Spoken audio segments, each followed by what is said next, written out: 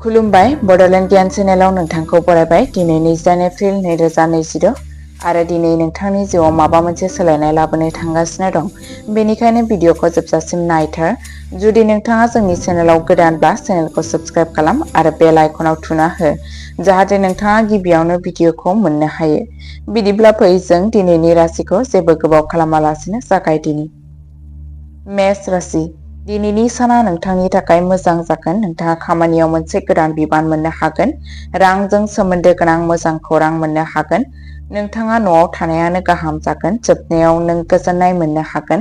खाफाल गोनां अनजिमाया जाबाय दिनै 3 गाब गोजा गाब। वृषभ राशि दिनै नों गोजोनै खामानि मावनो हागोन। फिसा फिसा खस्थ' खालामनाया नोंथांनि थाखाय गिदिर फिथाय होनो हागोन। रांनि थासारिया दिदोम जागोन। न'नि आबहावाया गोजोन जागोन। जोबनायाव गोसोआ सोरां जागोन। खाफाल गोनां नाम्बार 11 गाब अलिभ गोथां। मिथुन राशि दिनै गोदान सानस्रि गोसोआव फैनो हागोन। खामानियाव थाब गोहो बाहायनो हागोन। जायखिजाया गोदान खारिथिया मुलाम्फा मोनगोन। खरसानि सायाव नोजोर लाखि। जोबनायाव फोथायनाया बांगोन। खाफाल गोनां नम्बर 6 गाब अख्रां गोथां। कर्क राशि दिनै नोंथाङा मोनसे समानथि लाखिनो नांगोन। खामानियाव गोथौथिया गोनांथार। रांनि बेलायाव साननांगौ आगान ला। न'आव सावरायनो हागोन। मोनाबिलिनि उनाव गोजोननाय मोनगोन। खाफाल गोनां नम्बर 8 गाब गुफुर गाब। सिंह राशि दिनै नोंथाङा गावखौ फोरमान खालामनो हागोन। नोंथाङा खामानियाव मोनसे गोदान बिबान मोननो हागोन। रांखान्थियारि थासारिया मोजां जागोन। नोंथांनि नोजोरखौ नखराव गनायना लानाय जागोन। साननि जोबनायाव गोजोनथाव जागोन। खाफाल गोनां नम्बर 6 गाब गोमो गाब। कन्या राशि दिनै नोंथाङा नोंथांनि खामानिफोरखौ साजायगोन। गोजाम खामानिफोरखौ फोजोबनो हागोन। रांखान्थियारि थासारिया सामलायजागोन।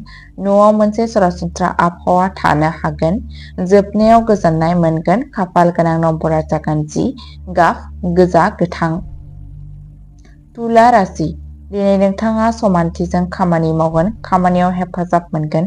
रांनि थासारिया दिदोम जागोन। न'नि बारहावाया मोजां जागोन। जोबनायाव सकारात्मा थागोन। खाफाल गोनां नम्बर 14 गाब गलाब गाब। वृश्चिक राशि दिनै साननानै आगान ला। खामानियाव हरखाब सोलायनाय जानो हागौ। रांनि खैफोदनिफ्राय गोजानाव था। न'निफ्राय हेफाजाब मोनगोन। जोबनायाव थासारिया मोजांसिन जागोन। खाफाल गोनां नम्बर 5 गाबआ गोसोम गोजा। धनु राशि दिनै नोंथाङा गोदान खाबुफोर नागिरनो हागोन। खामानियाव सोलायनाया मुलाम्फा जागोन। रांखान्थियारि थासारिया जौगागोन। नखरजों सम बारलांहोनो हागोन। साना गोजोननायजों जोबलांनो हागोन। खाफाल गोनां नम्बर 12 गाब गोमो गाब। मकर राशि दिनै नोंथाङा थांखिनि सायाव गोसो होगोन। खस्थ' खालामनाया फिथाय होगोन। रांखान्थियारि थासारिया गोख्रों जानो हागोन। नखरनि सुबुंफोरा हेफाजाब होगोन। जोबनायाव नोंथाङा जाफुंसारनायखौ मोनदांथिनो हागोन। खाफाल गोनां नम्बर 7 गाब गोसोम गोथां गाब। कुम्भ राशि दिनै नोंथाङा माबा मोनसे गोदान बाथ्रा सानखांथिगोन। नोंथाङा खामानियाव गोदान खाबु मोननो हागोन। रांखान्थियारि थासारिया सरासनस्रा जागोन। नोंथाङा लोगोफोरनिफ्राय हेफाजाब मोनगोन। जोबनायाव गोजोननाय मोनगोन। खाफाल गोनां अनजिमाया 18 गाब फान्थाव गाब। मीन राशि दिनै गोजोनै खामानि माव। हाखु दाखु गोजानाव था। रांनि बेलायाव सांग्रां जा। नखरनि सुबुंफोरा हेफाजाब होगोन। जोबनायाव गोसोआ सोरां जागोन। खाफाल गोनां नम्बर 2 गाब गोजा गाब। दिनैनि राशि फरायथिनाया एसेनोसै।